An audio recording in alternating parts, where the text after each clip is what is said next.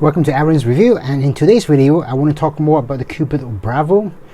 For those who are new into this, I have actually done an unboxing video of the Cupid and also a review of what the Cupid is like. If you want to look at those two videos, then do click on the link below. While I'm at it, do click on the subscribe buttons, as I'm actually doing a giveaway when I hit the 1000 subscriber part, and I'll be giving away this Billie Jean from JH Audio from Jerry Harvey. Retails for about $2,000-ish. I might do an unboxing first and then maybe a comparison between these two before I do actually give it away. I'll be giving away to one of those lucky subscribers. It might take a bit of time, but hey, eventually I will give this away. So I will do the unboxing later on this item. Now, so today I want to talk about the Cupid Obravo. It's not a review. I just want to say that I'm very happy with the Cupid Obravo. My friend recommended this item to me. He said definitely go for it. It's definitely worth more than it's priced at. Maybe even under a $1,000 US dollar IEM, and I would probably say that is true. I then after that recommended to my friend who also purchased it too. So right now what I want to do is show you what the final product is like. As I mentioned in my first video when I did unboxing, I had many items missing due to the fact that they didn't have enough stock of the cables and various accessories.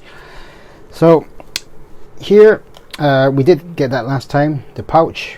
We did get the foam tips and the silicone tips, but what was missing was the original cable and the adapters. I definitely do recommend this Cupid, as the sound quality coming from it is much better, well I feel anyway, than the Shure 846 which I used to have. I also tested it, the acoustic 1965, something like that, the copper version, while I was in the shop. I will still feel that the Cupid has a deeper bass and a wider sound stage, and so to Nash I would still recommend buying the Cupid, as he asked me to actually demo the acoustic for him and see what it was like. So here is the original cable that is supposed to come with. This cable is deliberately made for this in-ear monitor, so the sound coming from it is significant. It is using a 2.5mm, but don't worry, for those who are using their phones to actually drive it, which is drivable easily, it does also come with 3.5mm adapter and also a 4.4mm adapter, which is what I've got here right now, as this was also missing. So here is the original 3.5mm adapter, the Obravo brand. I'll take it out and put it in its box. So that was missing. They didn't have enough time. There's too much of a demand and the cable took a bit of time to be made. This section is 2.5mm and that plugs into your phone. 3.5mm, which I think should go here. Yep, it's about perfect fit.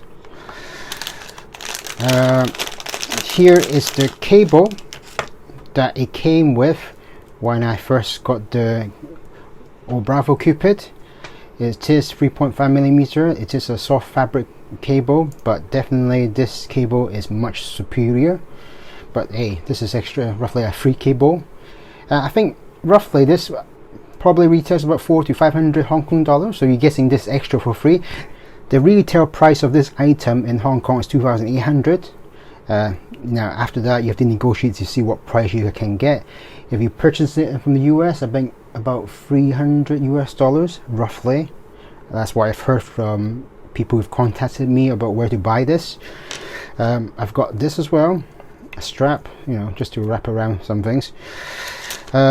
Besides that, I also have the 4.4mm adapter, which is suitable for the Sonys or the Canon N8, as it does have that, as I recall.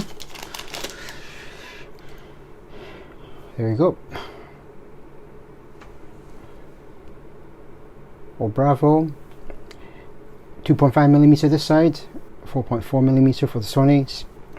This goes here, as you can see, and here is where I would probably put the other cable, which I will probably not use now, since this cable is much better. Now, having had this about 2 weeks on this, definitely I recommended any monitor that I should say maybe try if you can. In regards to buying, I do recommend buying this.